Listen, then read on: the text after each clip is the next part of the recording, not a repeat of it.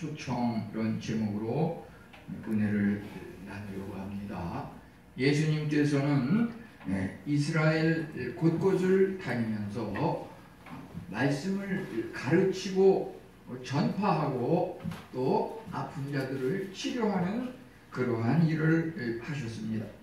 예수님께서는 또 빈번하게 예루살렘 이스라엘 백성들을 한 곳에 모으기 위해서 여러 번 계속해서 백성들을 초청하였던 것입니다.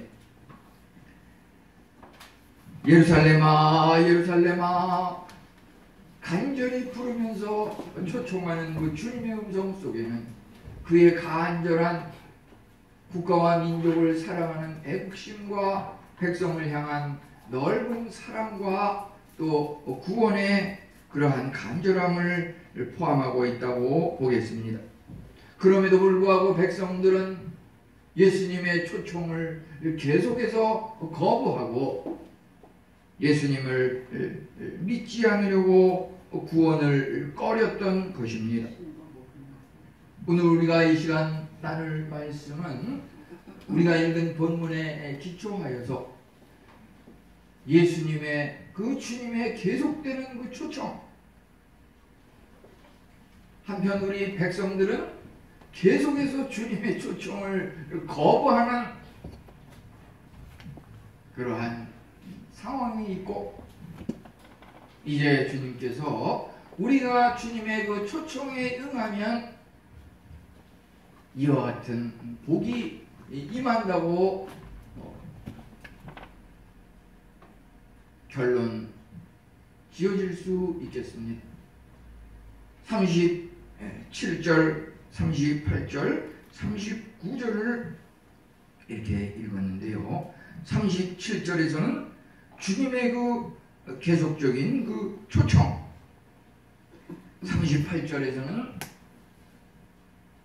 그 초청에 응하지 않으므로 황폐하고 버려지는 그러한 심판에 관한 내용이 나와 있고, 39절에서는 심판날 그나마 주님의 초청에 응하였던 자들에게 주님을 찬송하면서 구원의 반열에 동참하는 그런 희망의 결론으로 이어지고 있습니다. 주님은 이제 계속적으로 우리를 초청하고 계십니다. 당시에 그 예루살렘 이스라엘 백성들을 향하여서 37절에 말씀하시기를 내가 내 자녀를 모으려 한 일이 몇 번이더냐. 주님께서 참으로 이스라엘 백성을 얼마나 자주 여러 번 부르면서 초청하였는지 여기서 강조하고 있습니다. 예루살렘아 예루살렘아, 주님의 거듭된 부르심은 우리 일평생 계속해서 우리 귓전에 들려온다고 하겠습니다. 여기 예루살렘아 예루살렘아 이 말씀을 우리 각자에게 적용해서 생각한다 그러면 내 이름을 여기다가 넣어서 부를 수가 있겠습니다. 우리 각자 자기 이름을 넣어서 한번 이 시간 외쳐보겠습니다. 귀원아 귀원아. 우리 각자 자기 이름을 넣어서 주님께서 부르시는 걸로다가 상상하면서 한번 해보겠습니다. 안개야 안개야.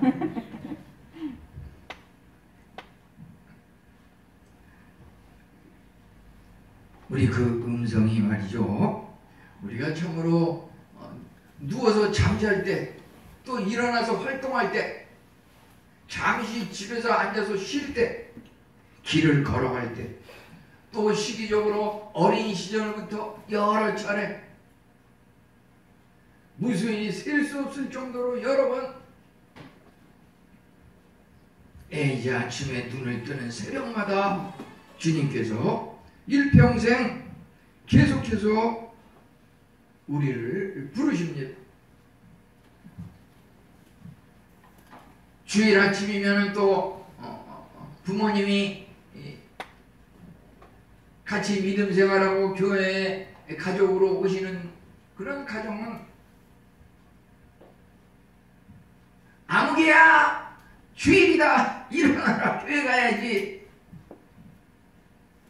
하나님께서 그 부모님을 통해서 들려주시는 그 음성인 것입니다. 우리가 참으로 이 교회에 들어와서 함께 예배를 드린다고 하는 것이 우연히 일어난 것이 아니고 하나님께서 오래전부터 우리 각자를 향하여서 예루살렘아 예루살렘아 아무개야 아무개야 끊임없이 여름철에 부르시고 초청하는 그것이 우리 마음속에 잠재의식 가운데 우리로 하여금 교회를 이끌었다고 하는 것입니다.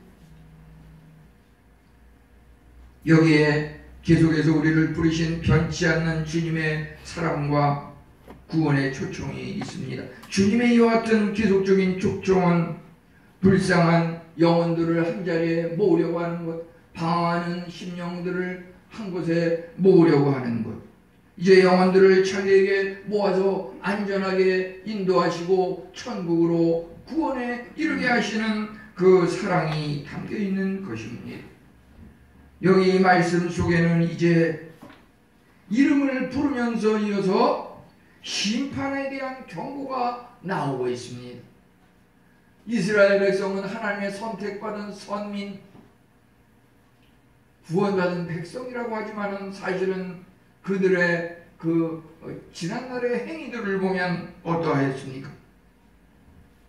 선지자들을 죽이고 내게 파송된 자를 돌로 치는 자요,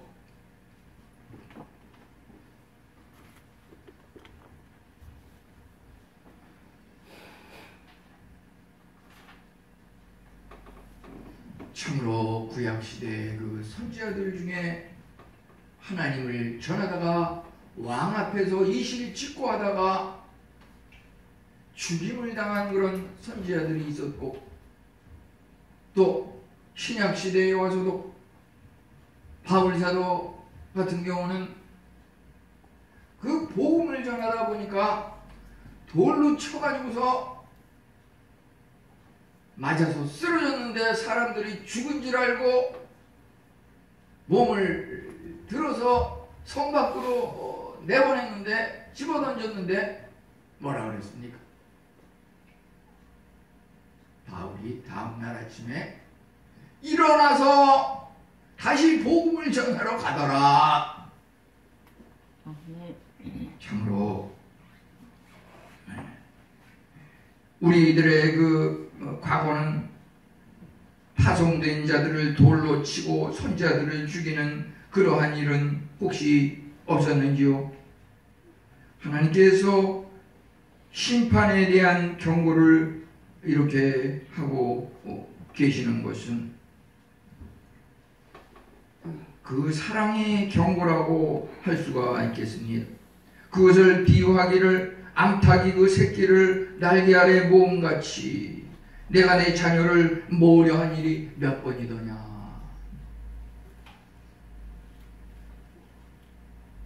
새끼답은 참으로 늘 하루하루가 안전한 것은 아니고 자주 그 닭을 잡아먹으려고 하는 그런 매라든지 독수리라든지 큰 새에 노출이 되어 있고, 때로는 고양이라든지 쪽제비라든지 멧돼지라든지 들깨라든지 이러한 짐승들이 와서 그 닭을 호시탐탐 먹이로 노리고 있다고 하는 것입니다. 그렇기 때문에 그 새끼들은 암탉 어미의 그 품 안에 날개 아래 포근히 들어가서 있을 때 참으로 목숨에 대한 안전을 느낄 수가 있다고 하는 것입니다. 주님의 사랑도 바로 그러합니다. 얼마나 자주 안전한 대피를 위해서 보호하는 날개를 펼쳐서 주님께서 나에게 나의 날개 아래 들어오라고 얼마나 많이 여러 번 초청하셨는지요. 그 닭은 적으로부터 위험한 상황에 처하면 신속하게 어미 암탉의 품으로 달려와서 대피하고 위험을 벗어나는 그러한 속성이 있습니다. 그것이 바로 암탉이 그 닭을 날개 아래 품는 그것입니다. 반면에 이스라엘 백성 예루살렘은 어떠하였습니까? 하나님께서 참으로 예수님께서 얼마나 많이 여러 차례 예루살렘아 예루살렘아 어려서부터 자라나면서 지금까지 헬 수 없이 여러 번 자주 그 이름을 부르면서 내 품에 안겨라, 지금 상태는 위험하다, 여러 차례 말했지만은 그 백성들은 닭보다도 어리석고 둔하여서 그 하나님의 부르심이 또 자기 자신의 그 상황이 얼마나 위태한지 전혀 몰랐다고 하는 것입니다.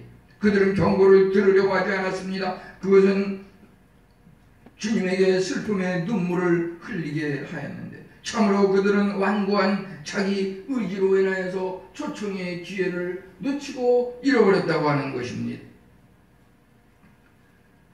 예루살렘아 예루살렘아 계속 부르시는 것은 그들을 향한 하나님의 특권과 복이 약속되어 있기 때문입니다.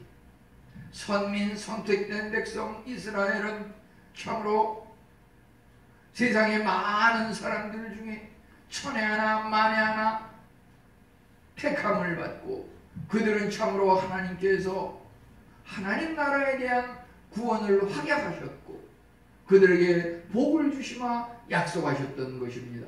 그럼에도 불구하고 그들은 그것을 거절하고 초청에 응하지 아니하였습니다.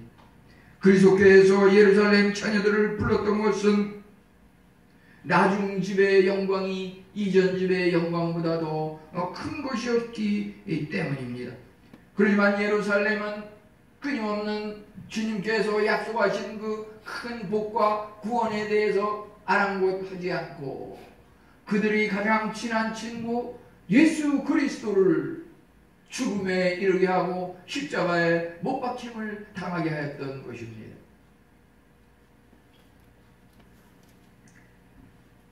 예수님의 구원의 대상은 그를 잘 순종하고 몸과 마음과 영혼이 건강한 그런 사람들을 향한 것이 아니었습니다. 우리 생각과는 전혀 달리 주님께서는 참으로 죄인을 구하러 오신 것이었습니다. 여러 차례 셀 수 없는 초청을 거절한 그 이스라엘이 주님의 초청의 구원의 목표의 대상이었던 것입니다.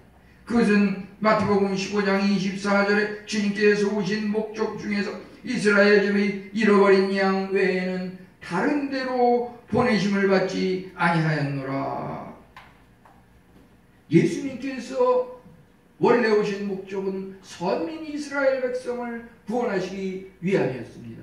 그렇지만 그들은 그 초청을 거절함으로 말미암아 이제 이스라엘의 그 개념이 바뀌었습니다.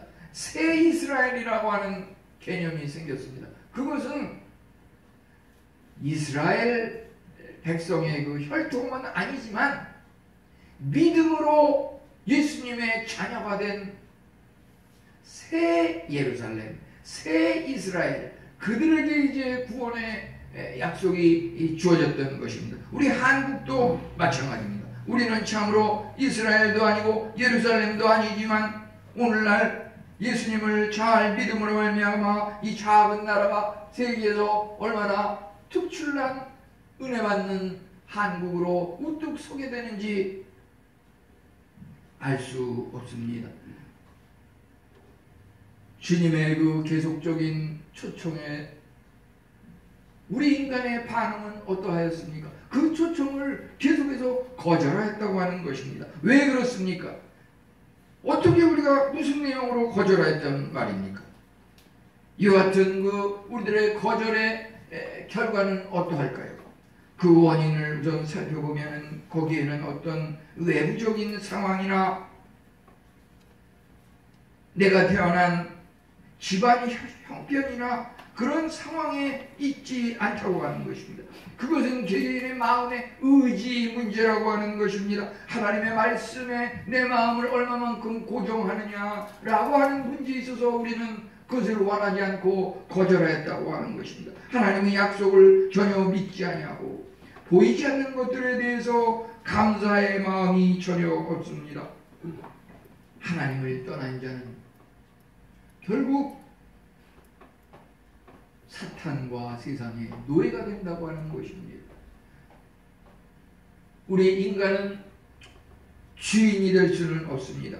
하나님을 주인으로 삼느냐 사탄을 주인으로 삼느냐 두 가지 중에 하나입니다. 어떤 사람들은 나는 아직 부름을 받은 적이 없어 라고 하는 사람이 있겠고, 반면에 어떤 사람은 부름을 받기는 받았는데 지금 당장 눈앞에 보이는 세상의 어떤 육신의 정욕과 안목의 정욕과 이생의 자랑, 물질적인 욕망, 그러한 것들에 유혹을 받고서 그 부름에 즉각 응답하지 못하고 자꾸 지체하고 미루는 그러한 경우가 있다고 하는 것입니다.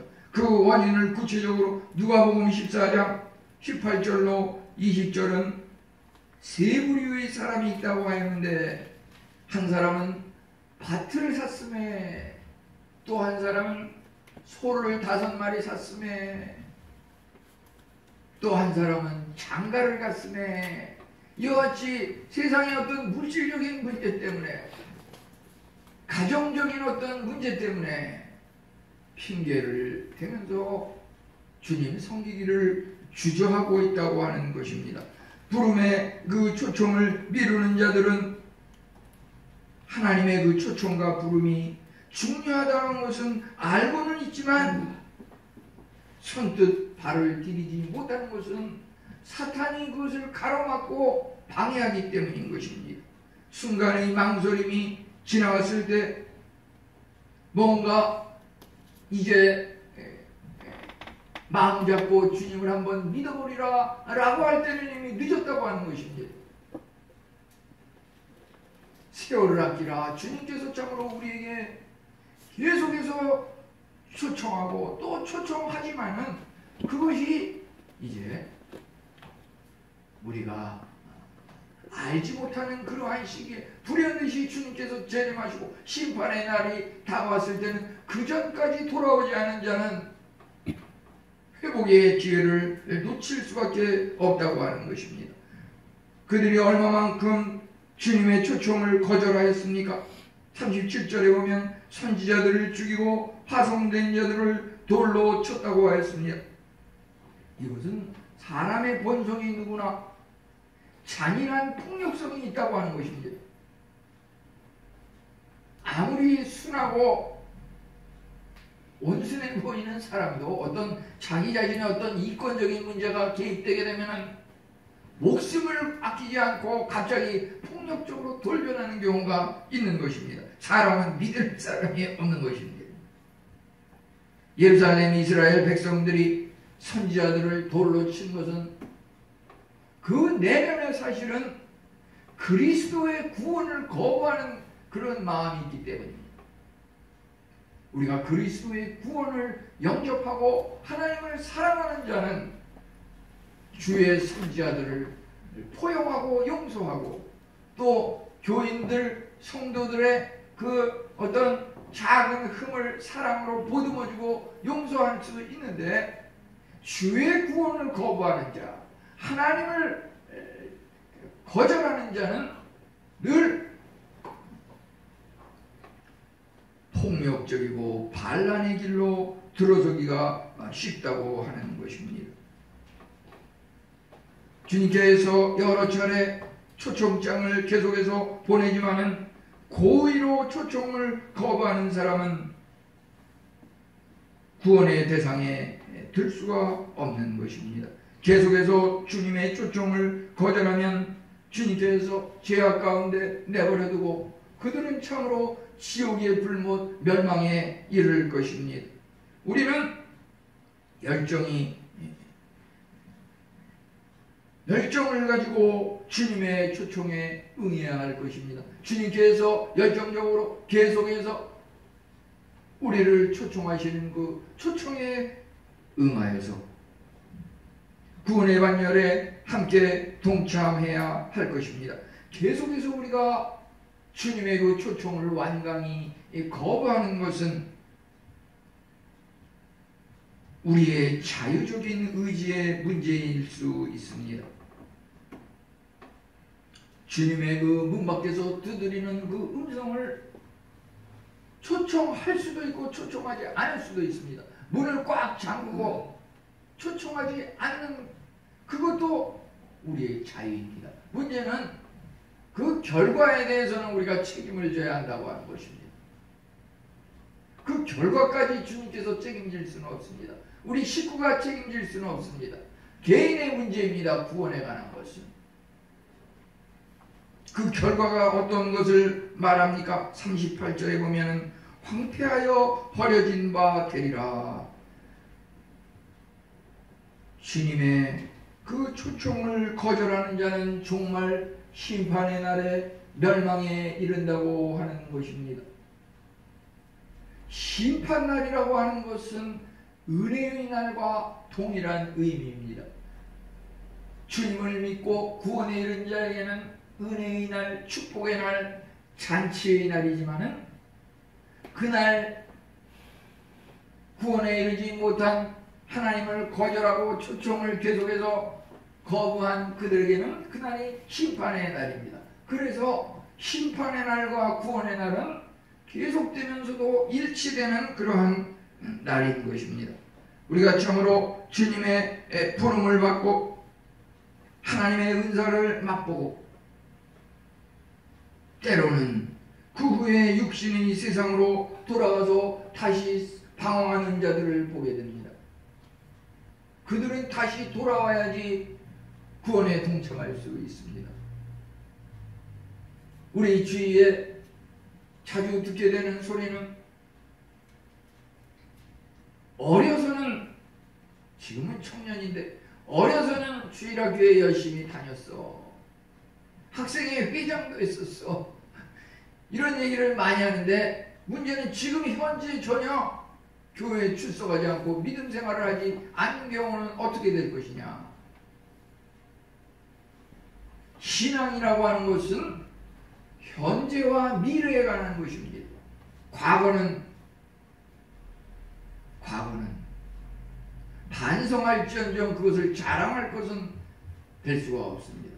끊임없이 우리는 나선형적 상승구도로 하나님 앞에 발전하며 번영하며 나아가는 그것이 그리스도인의 참 모습이라고 볼 수가 있는 것입니다. 히브리서 6장 4절로 6절에 보면은 한번 하늘의 빛을 맛보고 하나님의 은사를 체험하고 다시 돌이켜 세상으로 간 자는 다시 돌이켜 돌아오게 할 수 없나니 그의 그 행위에 대해서 그는 참으로 예수님을 다시 한번 십자가에 못 박고 다시 한번 주님의 초청을 거절한 그러한 자는 구원에 결코 동참할 수 없다고 이렇게 말하고 있는 것입니다.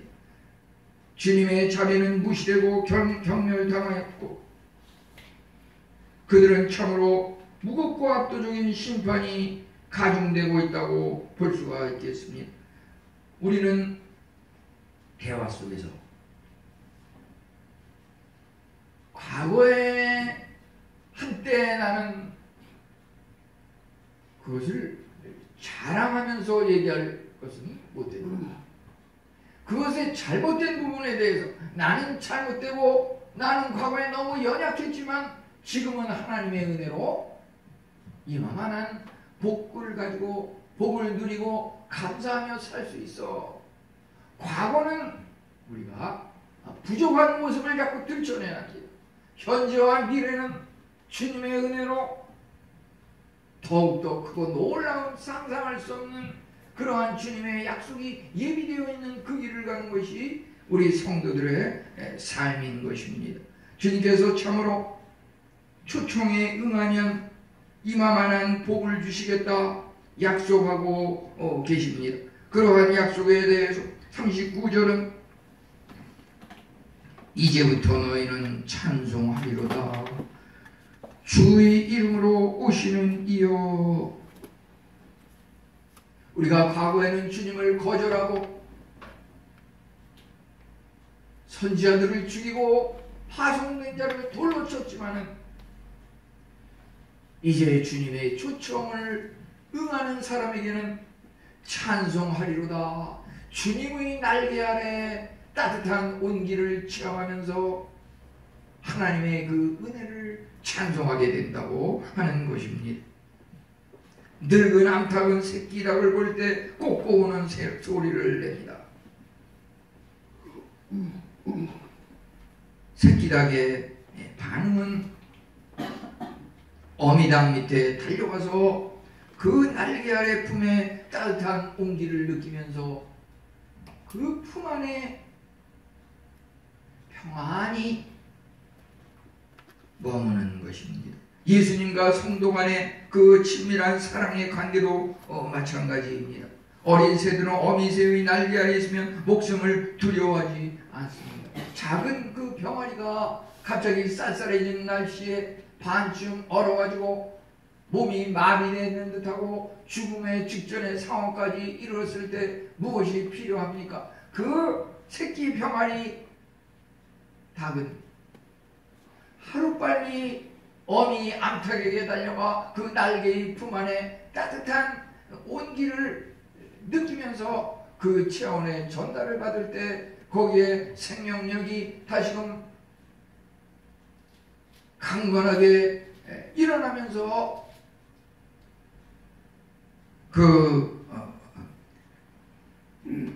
하나님의 은혜로 그 어미닭을 통하여서 생명을 안전하게 보호받을 수 있는 것입니다. 주님의 날개는 참으로 비와 추위로부터 성도들을 따뜻하게 보호하십니다. 주님의 초청에 응하면 그 보상이라고 하는 것은 여기 39절에 나와 있듯이 이제부터는 찬송하리로다. 우리가 주님의 그 초청에 응하는 자는 그 순간부터 주님을 찬송하는 감사와 찬양과 영광에 주님의 이름을 높이는 그러한 일이 진행된다고 하는 것입니다. 우리는 룻기서를 통하여서 주님의 그 날개가 어떠한 날개인지 다시 한번 살펴볼 수가 있습니다. 룻이 남편을 잃고 고향으로 돌아가지 아니하고 고향에 많은 친구들이 기다리고 가족들이 있었지만 그 고향으로 돌아가지 아니하고 오직 시험이 나오미와 하나님을 따라서 그 길에 들어섰을 때 그는 참으로 세상적인 어떤 부귀와 안위를 모두 포기하고 자기 자신이 부인되고 오직 하나님만을 따르는 그의 길이었지만 이제 그 순간 그는 그 룻은 사실상 모든 것을 얻는 그러한 길에 들어선 것이었습니다. 그가 참으로 보아스와 결혼하고 그 보아스를 통하여서 다윗을 낳게 되고 그 이어서 거기에 예수 그리스도가 탄생하게 되는 그 계보에 이름을 올렸다고 하는 것입니다. 보아스는 어떠한 사람이었습니까? 룻기서에 말하기를 유력한 자라고 했습니다. 유력한 자는 물질적으로 풍부할 뿐만 아니라 당대의 모든 것을 갖춘 그러한 실력가였습니다. 보아스는 룻에게 말하기를 여호와께서 내가 행한 일에 보답하시기를 원하며 이스라엘 하나님 여호와께서 그의 날개 아래 보호를 받으러 온 내게 완전한 상 주시기를 원하노라. 룻은 참으로 유력한 자 보아스와 결혼하고 다윗과 예수님 가문의 조상이 되었습니다. 룻기 3장 10절은 말하기를 보아스가 룻에게 내가 베푼 인애가 처음보다 나중이 더하도다. 과거보다 현재, 현재보다 미래, 더 큰 은혜가 우리 성도들과 이 교회에 임할 줄 믿습니다. 아멘. 아멘. 주님의 그 날개는 빠르고 확실한 구원의 날개입니다. 새가 참으로 하늘을 나를 때 그 속도를 생각해 본 적이 있습니까? 비둘기 중에서 특별히 그 캐리어 비둘기라고 하는 것이 있습니다. 그 캐리어 비둘기는 속도가 얼마나 빠른지 1시간에 100 내지 120km를 날아간다고 하는데 그것이 한때 증권시장에서 시시각각으로 변동되는 그 증권 시세를 갖다가 알리는 그런 메시지를 전송하는 그런 우편 배달부의 역할을 하였다고 하는 것입니다. 또 1, 2차 세계대전 당시에는 전쟁 상황 항공 사진을 그 캐리어 비둘기를 통해서 무인 항공기에 배달을 했다고 하는 것입니다. 이것이 오늘날 지난주에도 뉴스에 나왔지만은 그 날개 달린 드론이라고 하는 것, 이것이 참으로 여호와의 날개 아래, 이것이 오늘 21세기 오늘을 사는 우리들에게 다가오는 그 메시지입니다. 날개 달린 드론.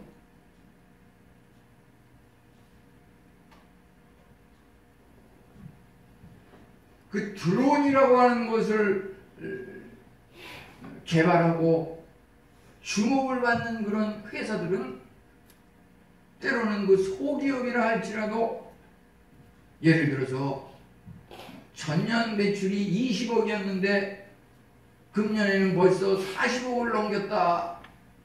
이와 같이 지금 각광을 받는 그러한 것들이 있습니다. 한 3일 전 10월 14일 목요일에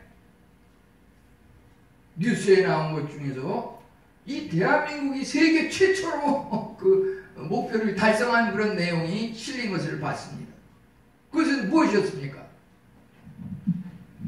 미국과 한국에서는 저기 전라도 광주에 그 테크노 그 기술을 하는 그 연구소에서 그 드론을 이용을 해가지고 조종장치를 통해서 그것이 말하자면 택배 배달을 하는 그런 것을 이용하는 것인데, 한국에서 미국의 그 지점에서 원하는 사람에게 커피를 배달하는 그런 일을 한국에서 최초로 성공했다고 이렇게 기사에 나온 것을 보았습니다.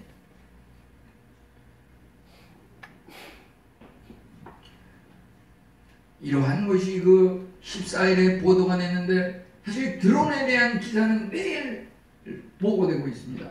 그 전날 또 수요일 10월 13일에는 캐나다의 그 토론토에 있는 한 병원에서 드론을 이용을 해서 한 사람의 그 폐를 갖다가 떼서 드론으로다가 운반을 해가지고 6분간 한 2kg 정도를 운반을 해서 토론토에 있는 한 병원에 그 폐를 갖다가 이제 운송을 해서 배달을 해서 그 병원에서 의사가 폐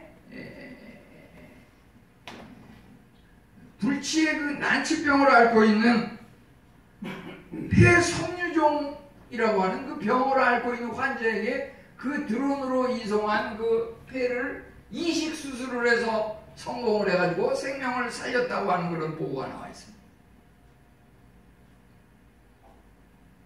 드론의 그 날개가 오늘날 이 시간에 미국과 한국 그 거리가 무려 9,042km로 이렇게 기록이 되고 있는데 9,000km가 넘어가는 그 멀리 있는 미국에 이제 원하는 사람에게 택배로다가 커피까지 배달하는 그러한 일을 하는 세상이 됐습니다.